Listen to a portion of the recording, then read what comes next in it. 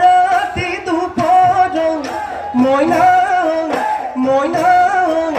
দেখিছিলো জাননে তোক সপোনত তোকেনো মই মৰম মইনা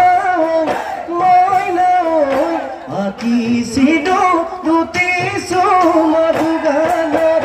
বিহগীজনী হৈ তই জুৰিছিলি বিহু নাম কাটি কৰি ঘৰৰে যাম তাকে শুনি জাননে নাচনী দেহানো মন পৰিছিল দেহানো মন পৰিছিল